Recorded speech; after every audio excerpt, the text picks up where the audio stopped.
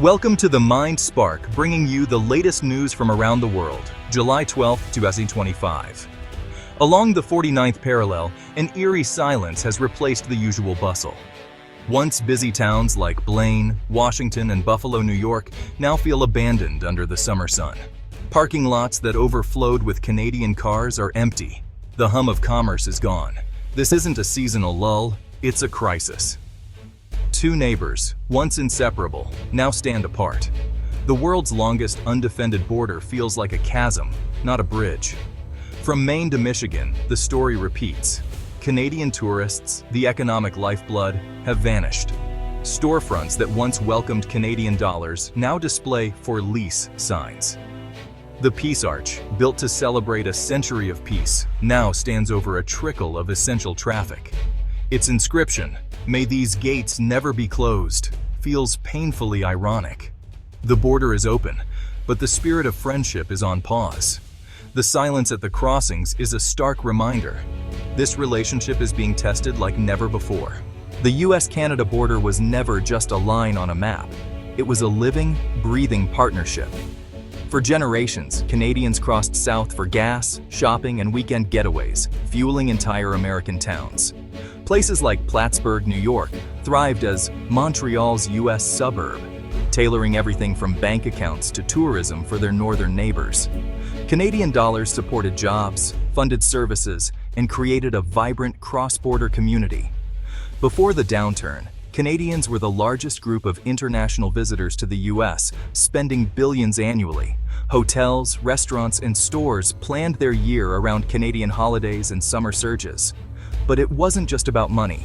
Families, friendships, and a shared identity blurred the border. Americans traveled north for festivals.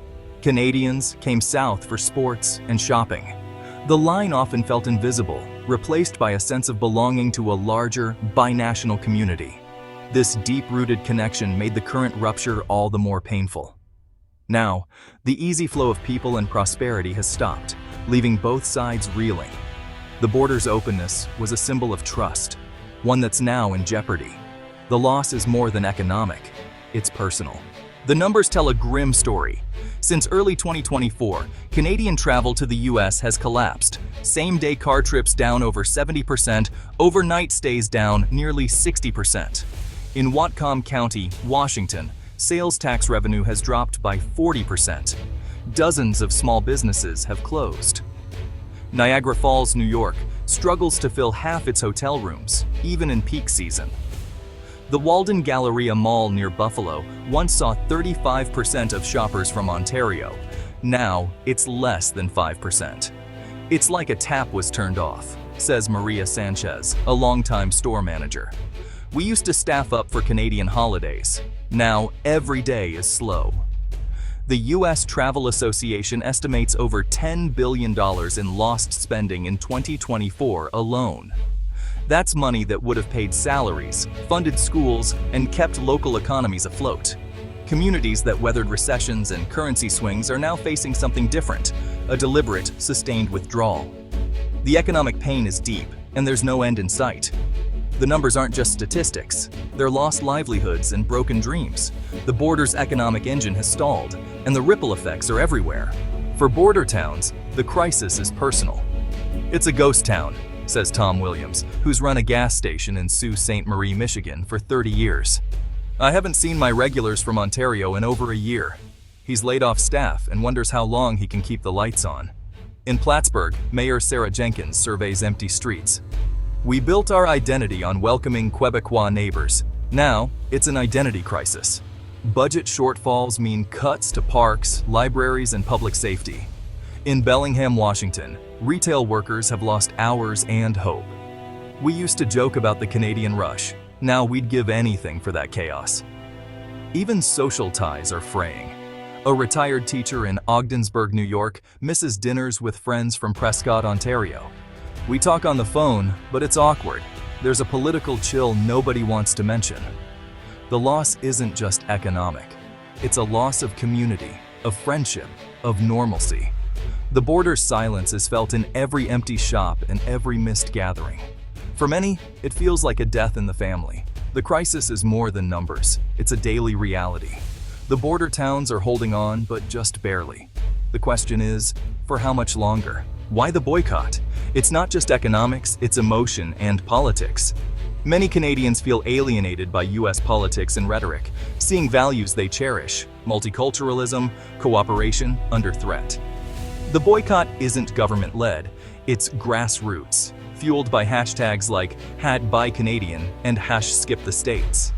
Canadians are choosing to spend at home, making a quiet but firm political statement. Even when the exchange rate is favorable, many prefer to support their own communities.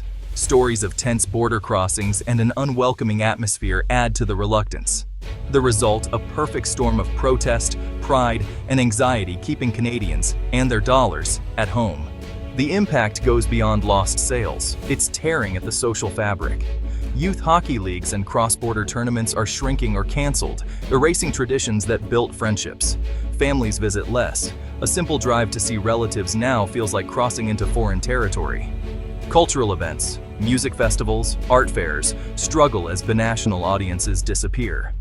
The region's vibrant exchange of ideas and culture is fading, replaced by insularity. On the U.S. side, confusion and a sense of betrayal grow. What did we do? Canadians see their withdrawal as a principled stand, deepening the divide. The border is becoming a wall in people's minds, not just on the map.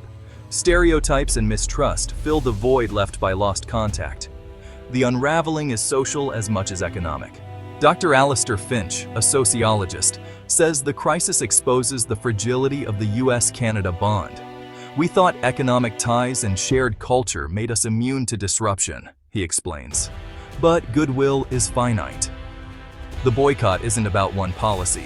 It's years of growing divergence. Canadians feel their friendship and economic support have been taken for granted. Staying home is a demand for mutual respect. The risk? Temporary chill becomes permanent freeze. Relationships are built on habit and trust, Dr. Finch warns. Canadians are forming new habits, shopping local, vacationing at home.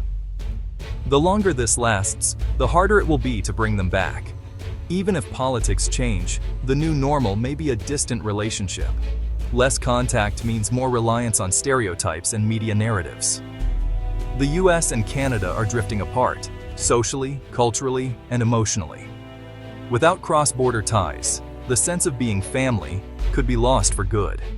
The friendship, once taken for granted, now hangs in the balance. The economic pain ripples far beyond Main Street. As businesses close, local tax bases shrink, forcing painful cuts to public services, fewer police, slower fire response, crumbling infrastructure. Layoffs in retail and hospitality trigger a second wave. Suppliers, contractors, and service providers all lose work. Schools face larger classes and fewer resources. Libraries and community centers cut hours or programs. The very things that make a town a community are eroding. As services decline, families and young people leave, shrinking the tax base further. The result is a downward spiral. What began as a boycott now threatens the survival of entire towns. The crisis is slow motion, but relentless. The long-term threat hollowed out communities from Washington to Maine. A friendship gone sour has left Main Street and City Hall reeling. The road to recovery won't be easy, and it can't be one-sided. Rebuilding trust means U.S. leaders must acknowledge the value of the Canadian partnership, not just in dollars, but in shared culture and history. Local communities can lead the way, launch friendship campaigns, organize joint events, and reach out to Canadian counterparts. It's about rebuilding personal connections, not just business ties. Canadians, too, can engage in dialogue, explaining their stance while recognizing the impact on ordinary Americans. The goal: separate people from politics, preserve bonds even in disagreement. The future depends on rediscovering a shared identity and purpose. The U.S. and Canada are more than neighbors. They're partners and allies. The empty border is a warning, but also a chance for renewal. With empathy and effort, the gates can open again, not just in steel, but in spirit. The world's most successful partnership can be rebuilt if both sides are willing to try.